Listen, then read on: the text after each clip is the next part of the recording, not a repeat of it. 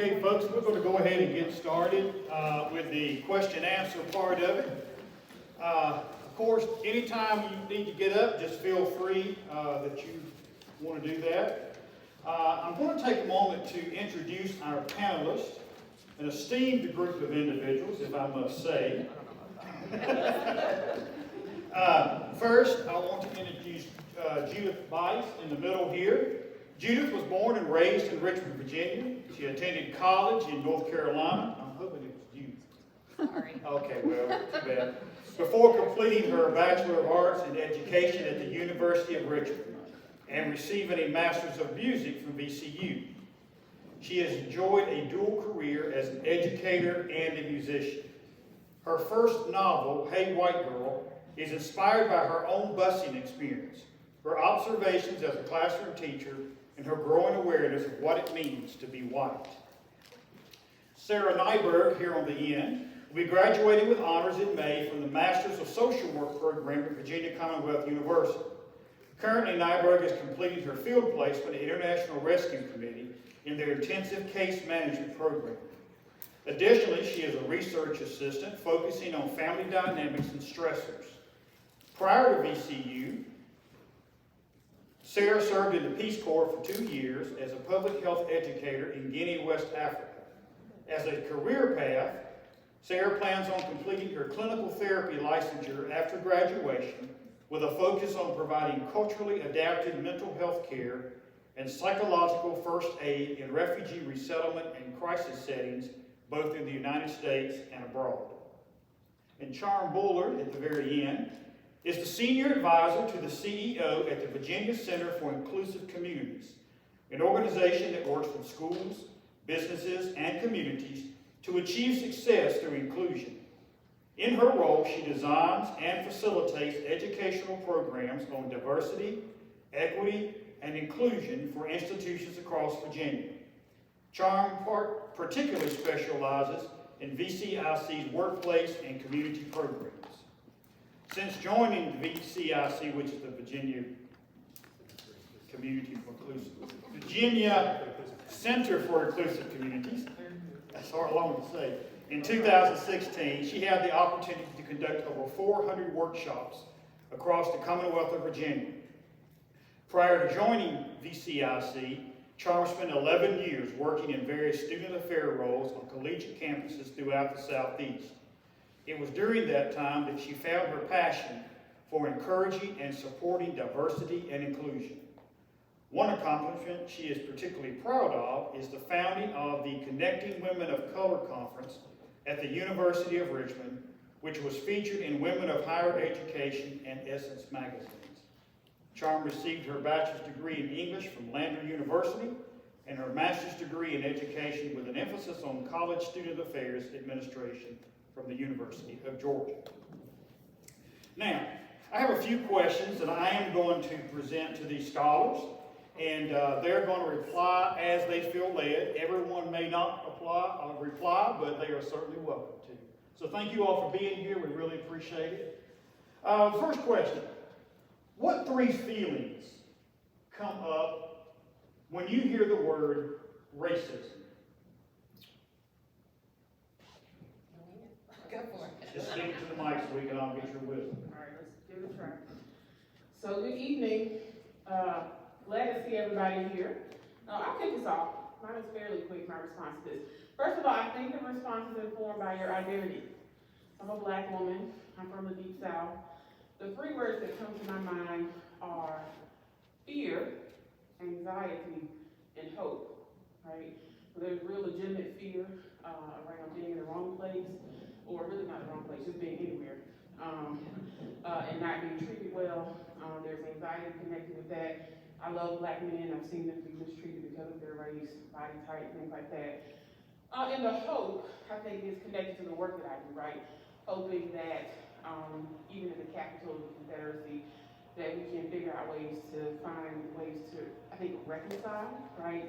And I think that reconciliation is connected to truth for me, so I see the two is going together, particularly around race. So the thing about racism, those are kind of the three key words that popped into my mind. Okay. The three that resonated with me are almost, they're a little almost opposite. Like I feel responsibility. The more I learn, you can just watch this. The more I learn, the more I feel responsible for acting.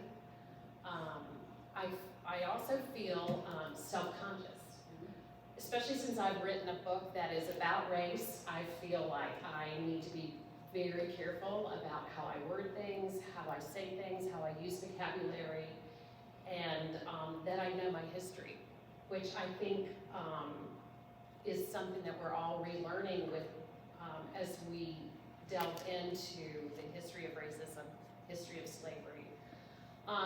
And then the other thing I sometimes feel, or I often feel, is stuck, because I feel like it is very much a white person's problem, as much as anyone's, if not more, and actually more. And it's really hard to convince white people that the solutions will lie with their response. So that may be a little opposite, but that would make sense. Well, yeah, I was gonna say, make a good opposite argument.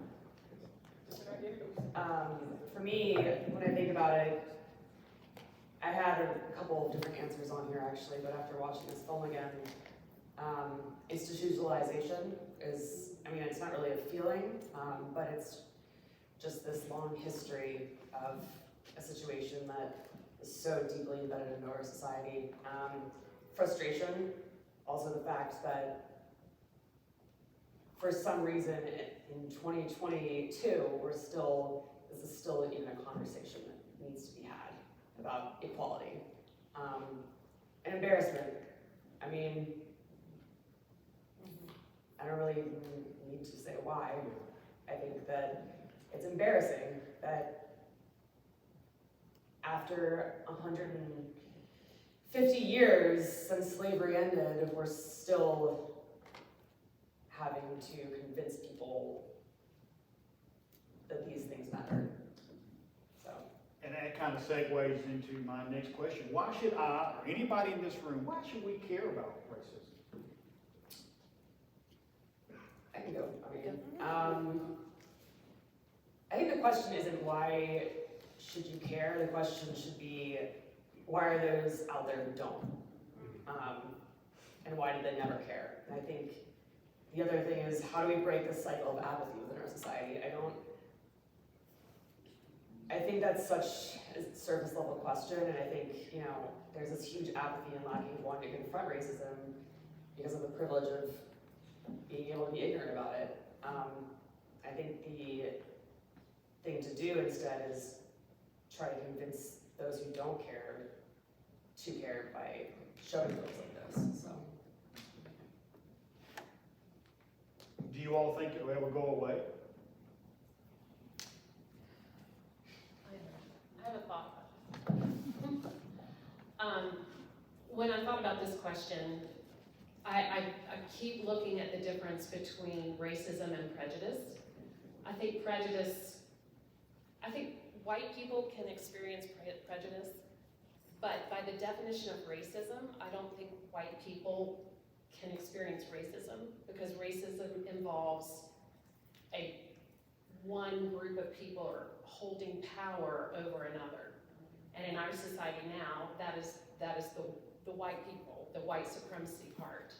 So if you look at that part and the way just human beings are made, the will to survive has made one man compete with another. So I'm not sure it will ever go away, but we're aware of illness and death, and it doesn't keep doctors and other people from looking for better solutions, for cures. So even though we know those things will never go away, it doesn't mean it can't get a lot better. So that's the way I see it. A thoughtful response. Yeah. So I'm gonna answer two questions in one.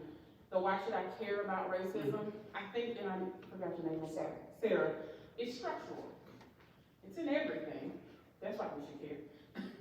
Because we want our society to be better. It's in our government, it's in our education system, it's in our criminal justice system, it's in our housing system, it's in the grocery store. So many programs like, seriously?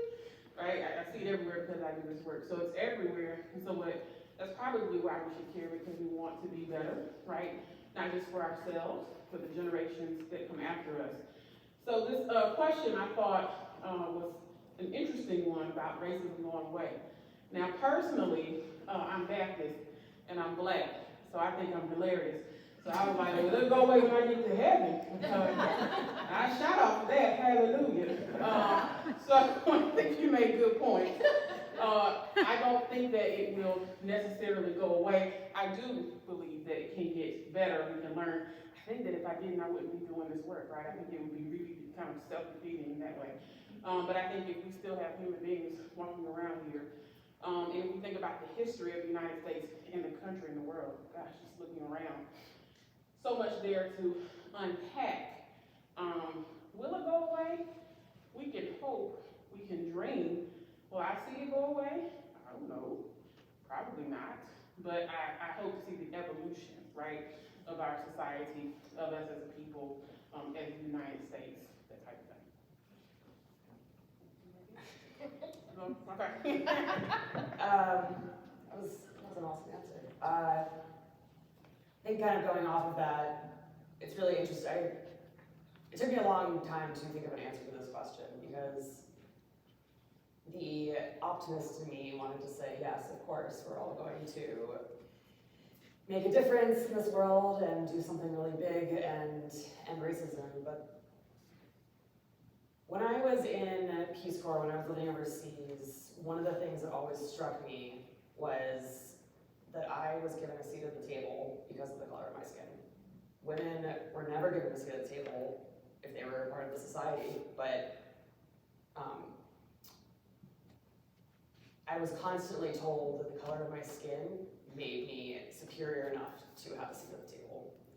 And that stuck with me because of our globalization and because of the things that we as a country have done. We set an example, and Europe has done this too, but we've been this example for the rest of the world for so long that these negative values and these negative ideologies have transcended the globe. And I think whether or not racism will ever go away is a difficult question to answer, but I do think that if we can right our wrongs here and make a difference in equality here, it's going to make a huge difference in equality in other places around the world. And I think those things reverberate off of each other constantly. Yeah. Okay. Thank you. All right, so we pretty much established the fact that racism is systemic. It's, as Charm said, it is everywhere, within everything. If you were to encounter someone who is racist, do you have any solution for us, any suggestions, how you can help someone who is racist not to be racist? Can you help them? I think there's a difference between somebody who is unintentionally racist, who commits things like microaggressions, which I don't know if you all know what microaggressions are, but they're saying it's basically saying things and making assumptions about someone because of how they look. And I think if someone's committing a microaggression, that's one thing. If they're not actively hateful towards people who are not the same color as them, then you can, talk to them and educate them and work with them. I think as someone who was from Charlottesville, Virginia, and was downtown that day in August a few years ago, and watched all of that happen, I think to be able to confront someone and help someone stop being racist, you have to be able to speak to them on a level that they can listen to you and understand. And when there are people with that much hatred in their heart, it's pretty hard to get across to them. So I think it really depends on the person, and it depends on the person's willingness to listen. And I think the flip side of that is, going back to institutionalization, I think I don't think we can stop one single person, you know, or like help someone understand, like an individual understand. I think the long-term solution to stopping people from being racist is to change the system. So. There are two things that I thought of with this question, and the first is, Sarah, I don't think you can go up to someone and try to convince them not to be racist. I think, though, that we are all responsible for examining ourselves. And I think no one is above being racist. In terms of, and so the two things that I was thinking about is I don't know what I don't know. In terms of, if we don't know our history, if we don't know why laws were put in place, or why redlining started, or why, you know, busing started, or so the first thing we can do for people who are unintentionally racist is to spread that education, which is what you're doing. This is one of those first steps.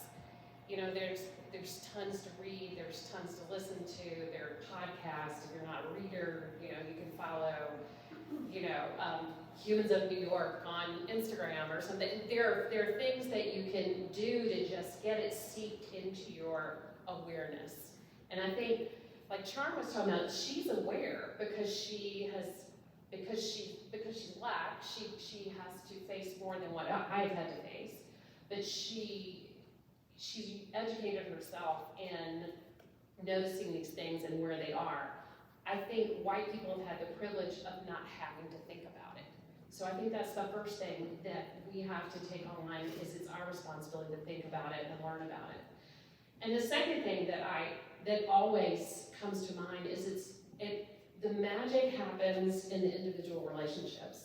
So if you can cross a line and make a friend with someone who's completely different from you and build that trusting relationship, then that causes many other things to happen, like in dominoes. It takes time and it takes effort, but I think that's it. You know, it's like that one small step where they put people together that are so polarly opposite, but when they find a commonality, they stop being so hateful to each other. So those are the two things that came to my mind. Yeah, so this one I've also thought about identity, and I thought how I could help someone. I was like, first of all, I'm thinking about my safety. So I know how much risk I'm going to take. So for me, it's education. I think in general, depending on your identity, I think role modeling the behavior you want to see in other people, I think can make a really big difference. I remember my own experience the first time I went into a white person's house, and I actually wrote this down in my notes, and I saw Black people on the wall, and then they are like in pictures, like with Black people like posing and stuff. I was like, oh.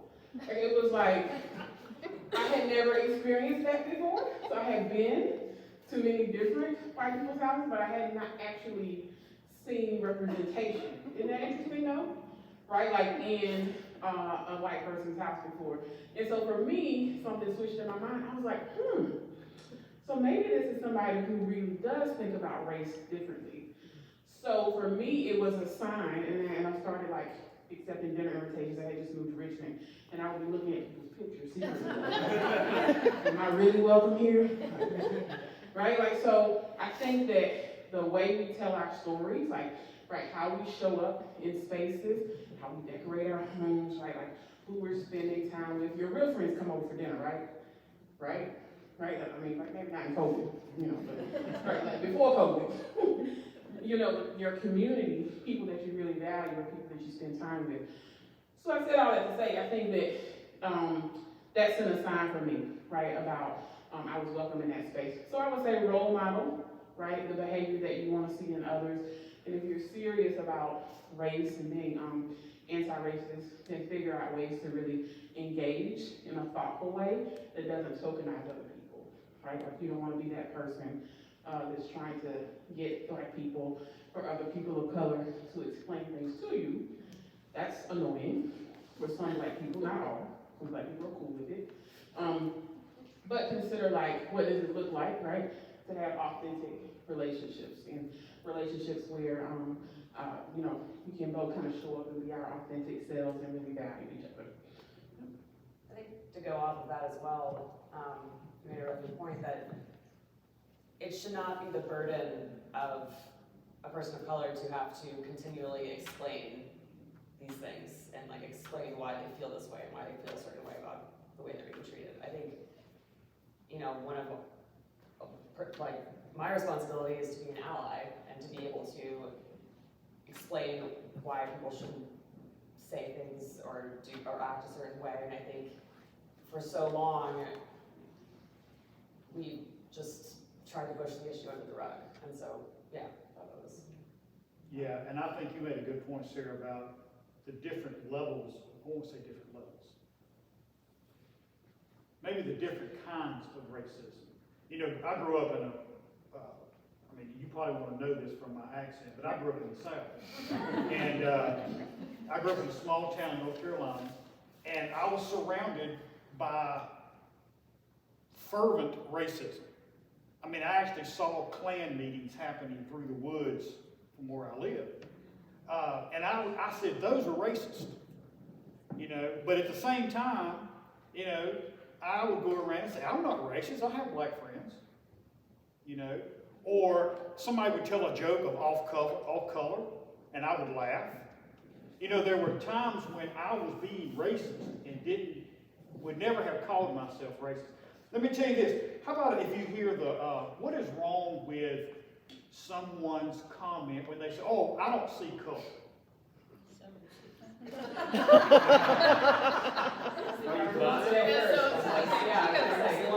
Actually, I want to keep it short. I'm going to keep it short. So that is a well-intended comment. I've heard it a lot, actually, because I do education on these programs for a living. So it's well-intentioned, usually. It's usually a sign of where somebody is around their understanding of race. If you say, I'm colorblind, I love people, I treat everybody the same. Here's the challenge of that. The challenge of that is if I am black or African American, if somebody is Latino, Asian, so on and so forth, right? If you say you don't see race, you're saying you're not seeing a part of their identity, right? If this is a part of somebody's identity, and you're saying I don't see it, you're just missing a part of them, right? So actually, yes, you do. You see me. You see I'm black. You see this beautiful hair. Yes, you do. And that's wonderful, right? And that's okay. That's a good thing, right? We get to celebrate that. But we do see each other. We do, unless you don't see, which is going to be sad, which is fine. But if you do see, like, we need to acknowledge it, right, and talk about it. When we say colorblind, it's almost like, I don't even want to talk about that. Let's have this diversion technique. Let's shift and talk about something else we're comfortable talking about. We're all the same next. But we're not the same because of the history of the United States and the world, because of the ways that we've been treated differently, so on and so forth. So I can say ditto.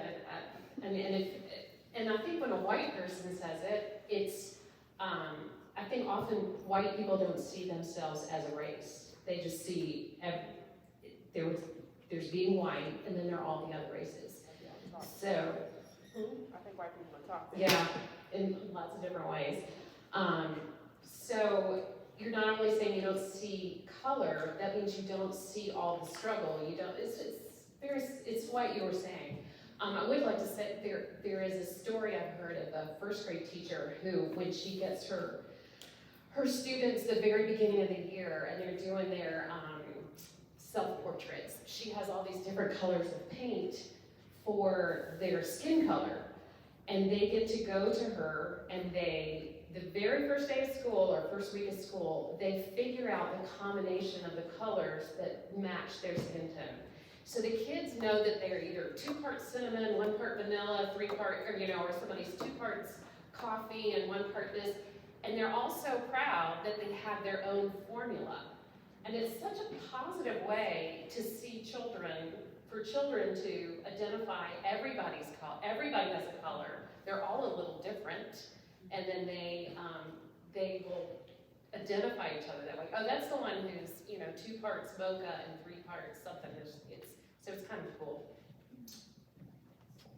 I mean, to echo all of that, the ability for an individual to say that they do not see color is privilege, in one word. I mean, this entire city was built literally on the hierarchy of seeing people's color.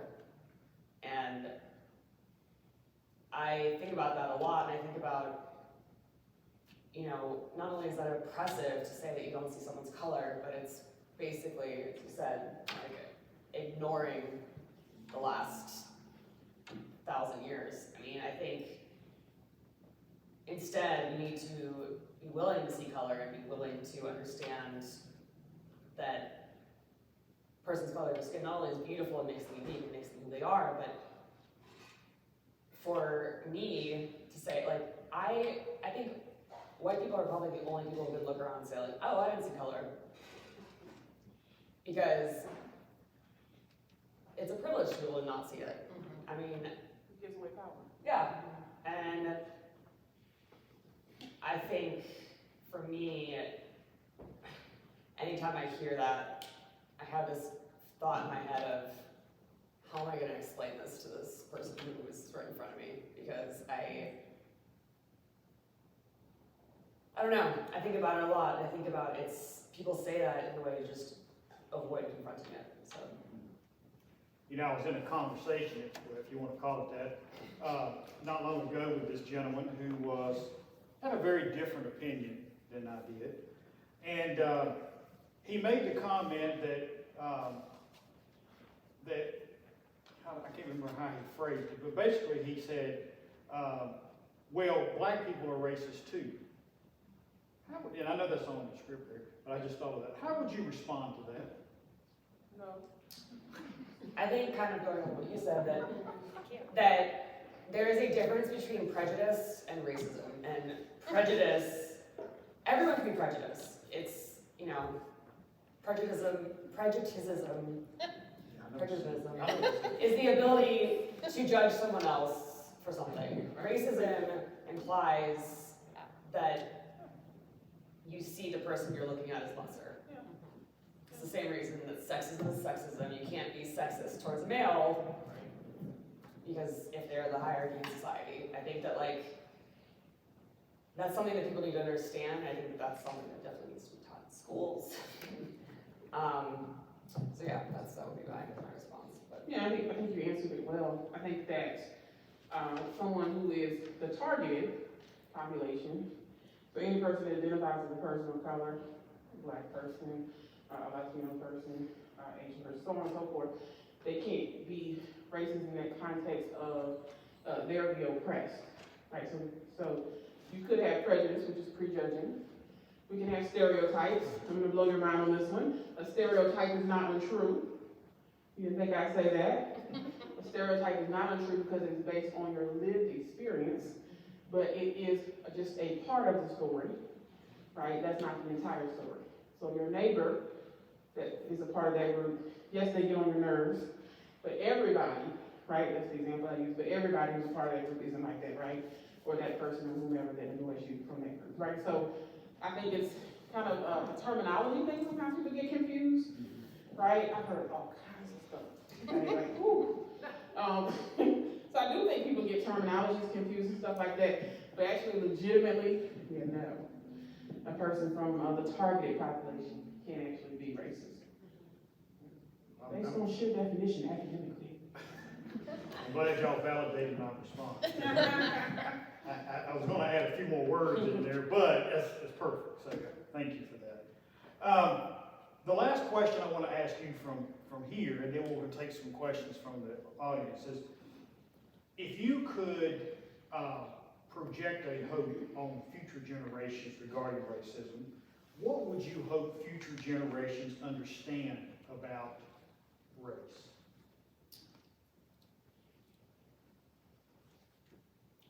Trying to think of how to word this. One of the things that I thought about with this is that, of course, I want my children and my grandchildren to have a more diverse life than I had, have had, and for it not to be that hard to do that, for them to be with people of all different types and not to be a big deal. But I think as part of that, we have got, and this is what this whole documentary is about, we have got to understand and accept our history. I went to visit a really good friend in Germany a couple years ago, and the Germans do not ignore the Holocaust.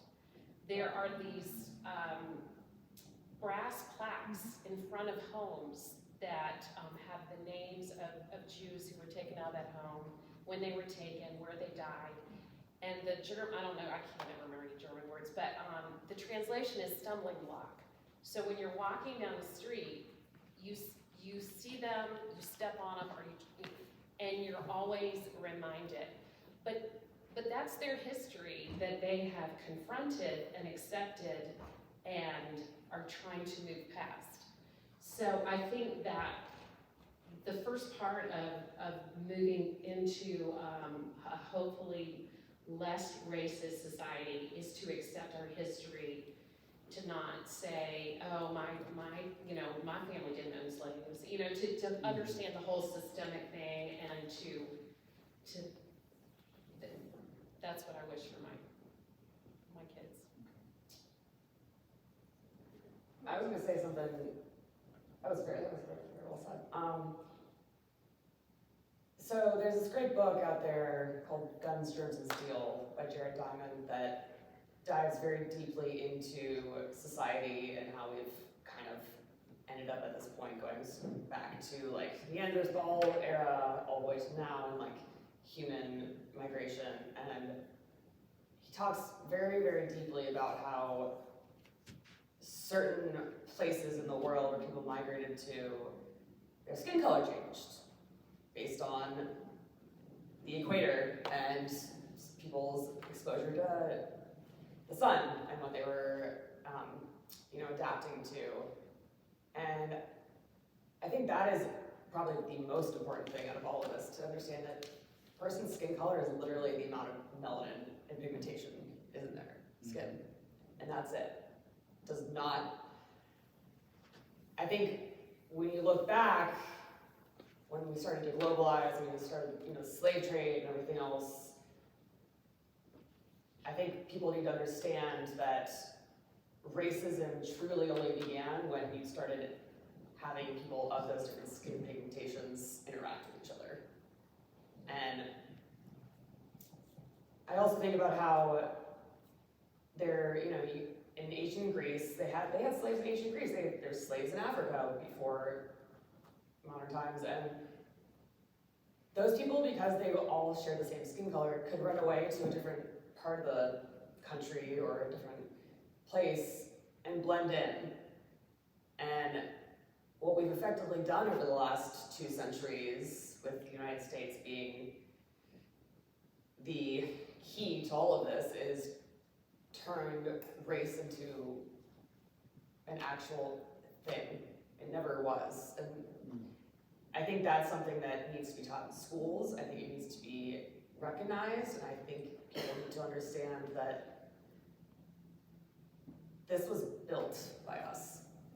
And I think that's really not something that is acknowledged still. I think people talk about it, but we have this issue of people not wanting to teach race theory in places in the country right now, and I think that is abhorrent, because it is what our country is founded on.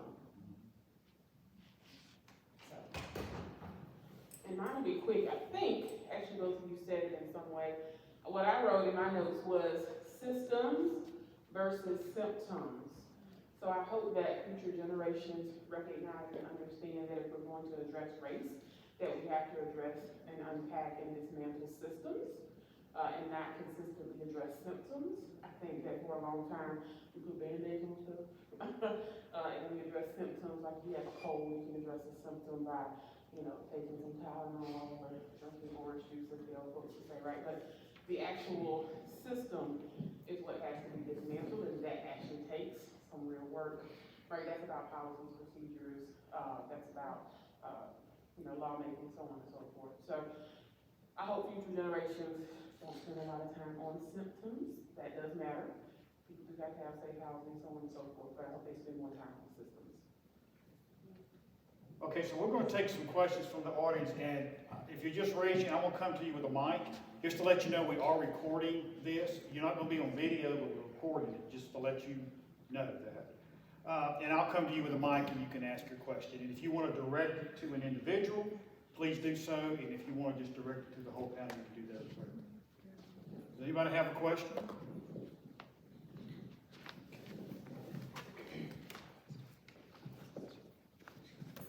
This question is for everyone. Why do you think it took the Black Lives Matter for the monuments to be addressed in this way, and to the Caucasian ladies at the table? Was this ever a consideration prior to it becoming a major issue nationally? It's a really good question. I think it's a compounding, it's compounding and compounding, right? I think when you start having people of color who are able to actually have a voice in society, right? And you're getting people who are, we've got social media and things, being able to see these things in real time and seeing them and seeing how it affects the rest of the world, and it's actually in your face, makes a difference. I think it's interesting because growing up in Charlottesville, I would go to Lee Park where we had our own Robert E. Lee statue, and I never really thought about it until my education and exposure in college and my master's program and my work I've done, that this was an issue. And I think that's a failure of my community and the community that I grew up in, and I think I don't have a really good answer for that. I think it should have been addressed a long time ago. I'm going to take my take, and I'm going to say out loud for the recording more so than anything else. Virginia Center for Inclusive Communities is a nonpartisan organization. So we're a nonpartisan organization, so I want to say that. I think that technically the monument, to your question, the monuments in Richmond, I think the film got it in really well. It represented something, and I think it was a boiling point. And I think it was the one thing that people were like, oh, it's gonna come down, or else. Because if you take into account the pandemic, right, and the number of Black people specifically that were dying in comparison to the race of white people at that time, that was the height of the pandemic. Remember that, before we could get shots? Okay. So then you take that and you combine it with the murder of George Floyd, right? And then there's still this conversation in the background, right? It's been going on for a while. I moved to Richmond in 2005. They were talking about it then, right? Now we're out here in 2020. At that time, I think it was like the tipping point, so to speak, right? Malcolm Gladwell talks about that in one of his books, the tipping point. I think it was a tipping point. So to answer your question, I think that because of what the monuments represented, connected to what I think the video did a great job describing it. I think it was just something that people were like, this represents so much of the problems around race. They saw it maybe as a symbol of racism. We need to even take it down as probably what. If you are able to finish watching this documentary, that gentleman who's the white man who was on the preservation of historic, I don't know, you had the blue shirt on.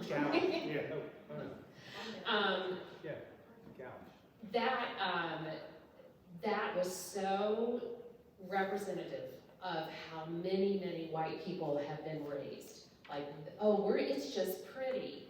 It's not, it doesn't mean anything, it's just pretty.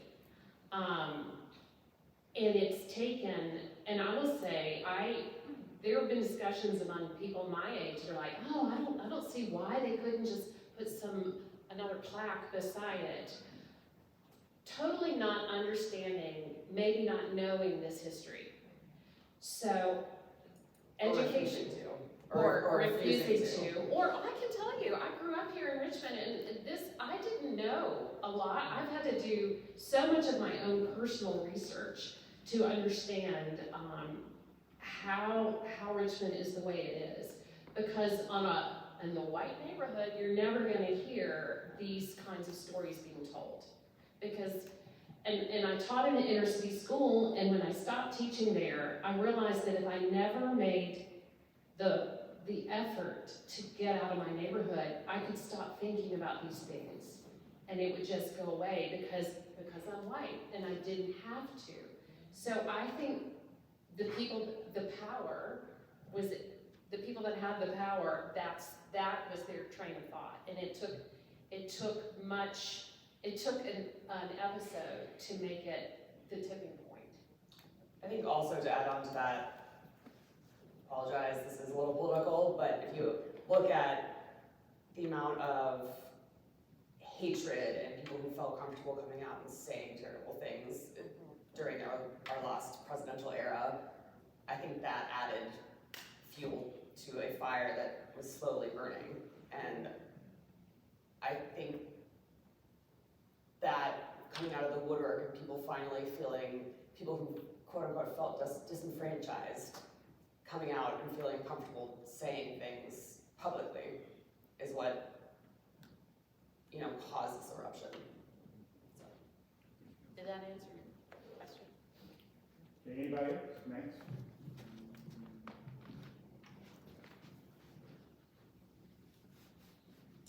This is more addressed to your name? Charm. Charm, okay. You mentioned that people of color, racism can only more or less, make sure I'm understanding correctly what you said, cannot or does not exist amongst the people that people are being racist against. Did I understand that? Like people of color cannot be racist? Is that what you said? Or is that what I heard? Yeah, so what I'm thinking about is racism. We think about like the academic definition and the systems that are in place. People of color cannot in and of themselves be racist. People of color can be mean, nasty, say hateful things. But yeah, prejudice, we can stereotype people. But if you think about the academic definition, we can't be racist because we don't have the actual power structure. And racism is about power. I will not agree with that in the sense that I am foreign. Okay. I'm from Belize. Oh, okay. Never seen racism, never experienced racism until I came to Richmond, Virginia.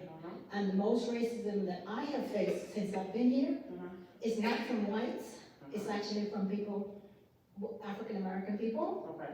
And for somebody that didn't grow up in a racist society, that really doesn't know anything of it, I'm a multiracial person. Sure. So when you say you don't see color, I say that all the time, but I don't mean it.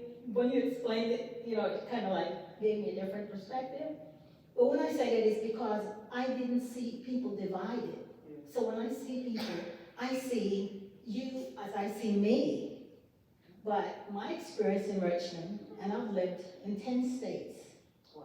And I've been to 48 out of 50. Nice. And to be honest with you, I have faced a lot of racism here in Richmond, Virginia, and it was not mostly by whites. I can say it was mostly blacks. And I didn't understand it because I never grew up with it, so it was like so foreign to me. Yeah. Yeah. So. Thank you for sharing your experience. Thank you. Thank you. All right.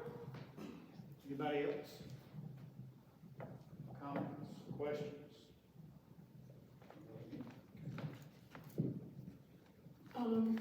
A question I have is, what do you think you can do personally that would elevate people of color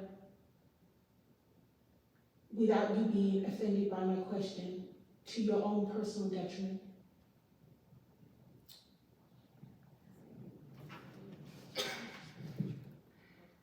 I'll be honest, I, as a white person, felt slightly uncomfortable by even coming to sit here because I don't think I should be, honestly, to be totally, completely, fully honest, I don't think I should be the person sitting here. I really think you know, being willing and being able to elevate Black voices and elevate voices of people of color, and being willing to, you know, there's a lot of talk about reparations, and, you know, I think it's a really good question, and one that I'm not 100% sure how to answer. And for me, it's partially because I don't really see the raising of someone else's status, or a person of color's status, or status of a race, to be something that would be detrimental to me. And I think the ability for me to stand aside and let someone else lead the charge, lead the way in any situation, especially something like this, is not something that I would be offended by or bothered by. And so I think it's a really good question. It's actually something I probably am going to go home and think about for a while. Yes, so. It is an excellent question. And I don't have a fear of something being detrimental to me. I think but maybe that's because I'm comfortable with talking about race. I feel like now, from what I'm learning, that my job is to educate white people. I feel like there's so many people I know that don't have a clue. They don't have a clue. They don't, that's why I wrote a book. But I will say, when I first started trying to market this book, most people are saying, we need this to come from a Black voice, not a white voice. And I just think that it goes back to the first question. I think the responsibility lies with white people. It's a system that has been put in place by white people that will need to be dismantled. I don't think, but what I'm also learning is what you just said, to step back, because I can't assume that I know what struggles other people have. And so the other thing that we have to do is shut up sometimes and listen. And and for people, you know, sometimes that's the hardest thing to do, is just be quiet and listen and practice empathy. That's all I know to offer at this point, but you're right, I'll go home and think about it. Yeah, I had a comment that one person told me one time, said, why are you, I can't remember how he phrased it exactly, but it was like, why are you speaking up for the Black people? And I said, I'm not. I am speaking for myself because of my responsibilities. You put it right. I can't speak for someone, but I can speak for me in the way it affects someone. And so going back to that comment I made earlier about growing up in a racist society that I lived in, never classifying myself or my actions as racist. But as I became educated, I realized that I had been acting in a racist way. So part of my responsibility is educating other people about the ways they are acting. And then hopefully they will learn from that. So that's my goal. My role is to the education piece. So I think that's kind of what you all were saying as well. Did that answer your question? Good. Any other questions that anyone wants to ask? Okay.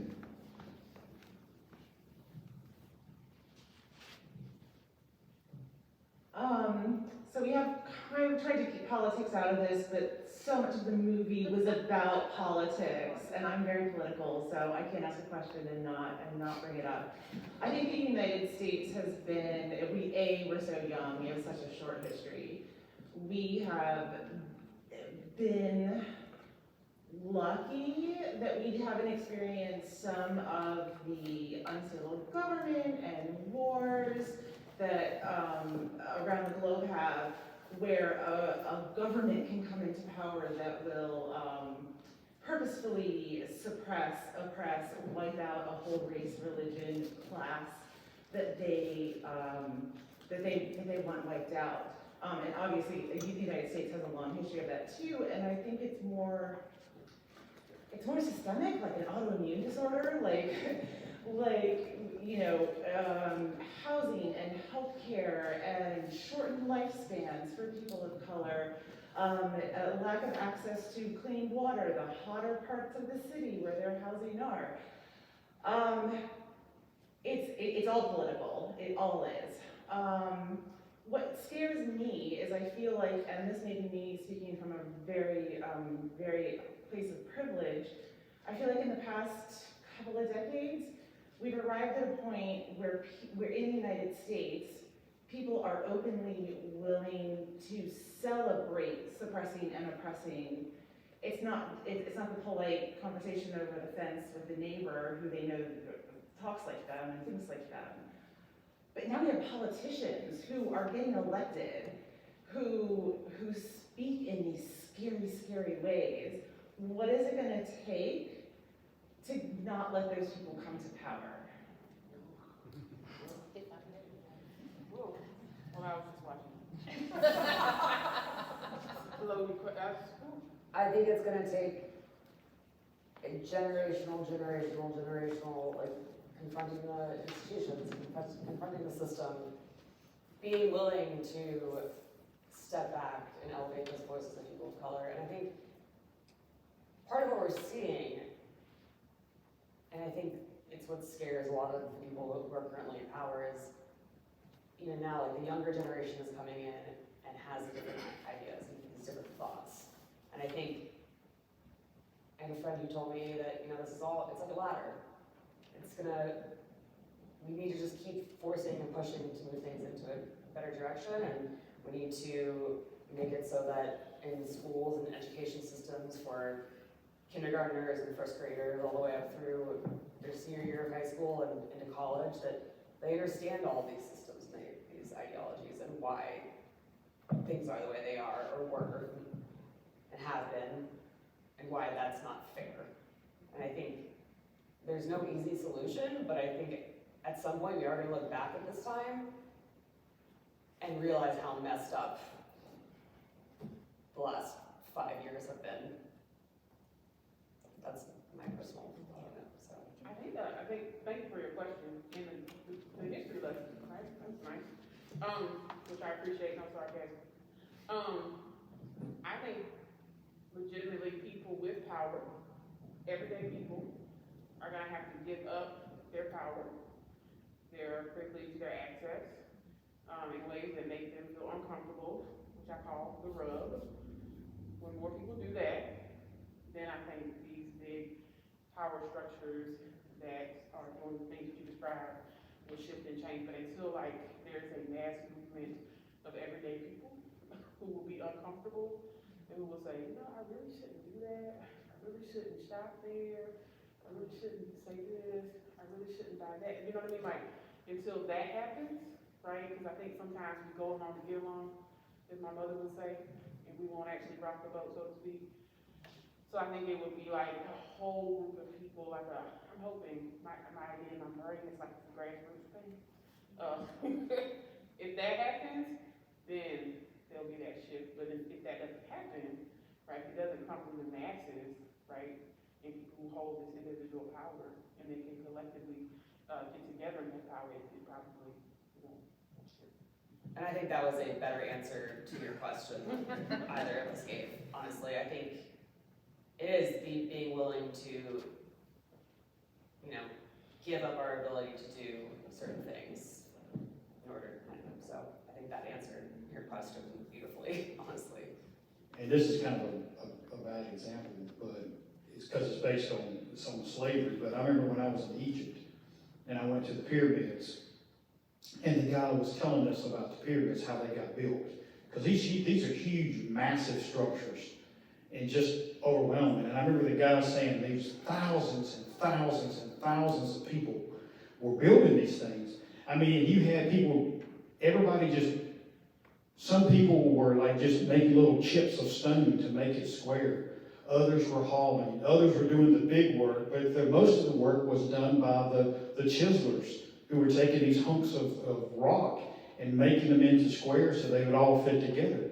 But the point was, everybody was doing their part. Everybody was working together to accomplish this seemingly unrealistic goal. And I think, if I can say, that that's kind of what you all have been saying, that everybody in this room has that responsibility in one way or another to make racism a thing of the past. And it may seem like a systemic issue that is so big that we can't do anything, but let me assure you, we can. And each person in this room has that power, has that ability to make a difference. And you might think, oh, well, I can't speak, I can't do this, but you can do something. Even if it's, and I can't remember who said, even if it's not laughing at a racist joke, or, even if it's coming to one of these things and saying, I stand for equality, you can make a difference. So as you go out tonight, I just want to encourage you to be the presence. Be that person. The thing that somebody had asked what made the Black Lives Movement so powerful. I remember standing out here on the corner when there was the crowd, and we were handing out water to people who came by. And one guy came by and he just looked at me and he said, "What are we out here for?" And I looked at him and I said, "Well, don't you know?" And he said, "Oh, well, man, I know why we're out here, but what are we out here for?" And I said, "To make a difference." And he said, "That's what I want to do." And he took off. So the reason that became so successful, if 2 people had showed up out here, it probably would not have had the impact. But when thousands showed up here and down at the Lee statue, it made a difference. So don't underestimate yourself and the difference that you can make. And this whole weekend is about justice. Justice is a word that gets tossed around a lot, and sometimes doesn't get tossed around at all. But I hope that whether you just come tonight or you come back throughout the weekend, that you will embody justice and that you will make it a part of your everyday living and everything you do and everything you say and everything you think. Because that is how we're going to change the world. So I want to thank our panel here. Y'all did an awesome job. You're great. Thank you so much.